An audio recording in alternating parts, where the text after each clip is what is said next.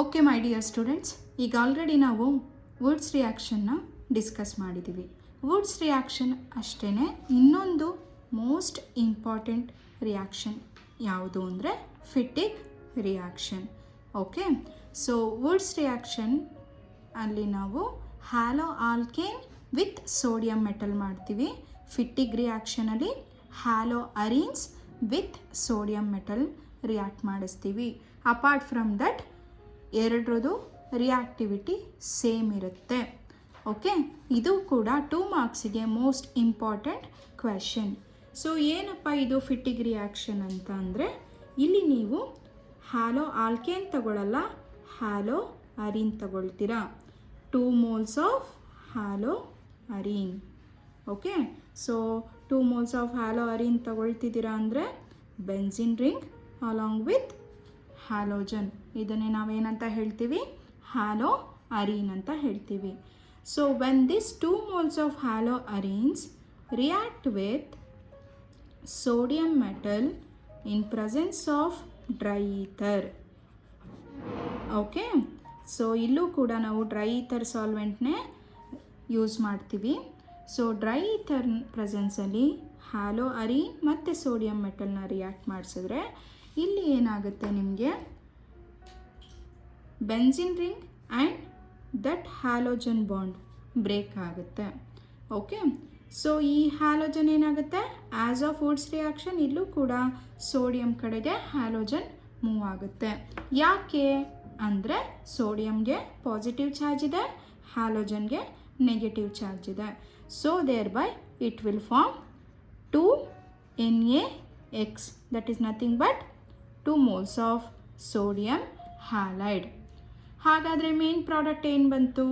ಇಲ್ಲಿ 2 phenyl ring ಇದೆಯಲ್ಲ, ಆ 2 ಫಿನೈಲ್ ರಿಂಗ್ ಒಂದಕ್ಕೊಂದು ಕಂಬೈನ್ ಆಗುತ್ತೆ.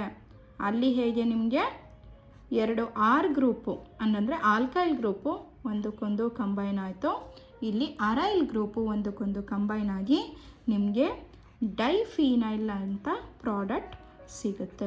2 ಫಿನೈಲ್ ಗ್ರೂಪು ಒಂದಕ್ಕೊಂದು ಕಂಬೈನ್ ಆಗಿ ನಿಮಗೆ ಪ್ರಾಡಕ್ಟ್ನ ಕೊಡೋದ್ರಿಂದ we are going to call it as diphenyl.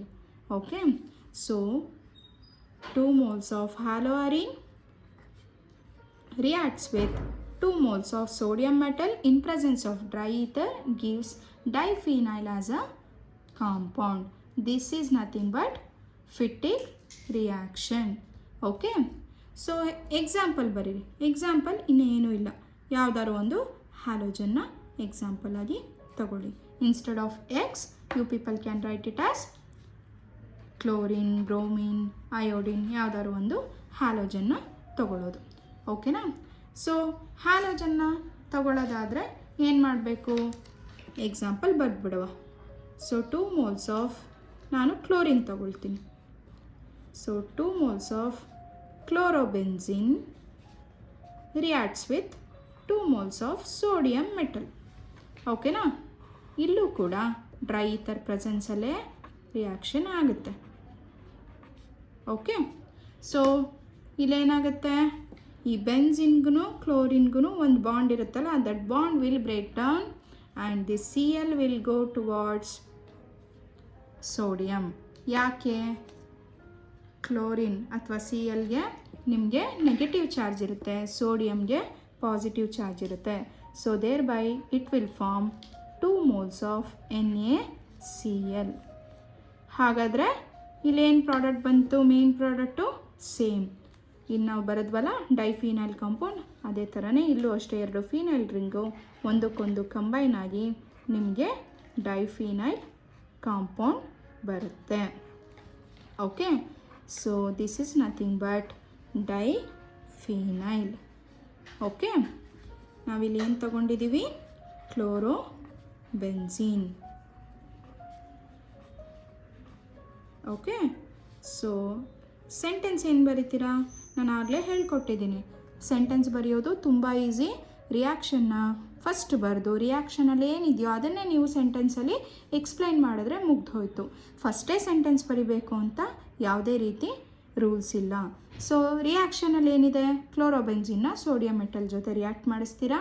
Dry ether ಪ್ರೆಸೆನ್ಸಲ್ಲಿ ಡೈಫಿನೈಲ್ ಕಾಂಪೌಂಡು ಪ್ರಾಡಕ್ಟಾಗಿ ಸಿಗುತ್ತೆ.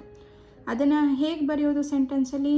When chlorobenzene reacts with sodium metal in presence of dry ether it gives diphenyl product.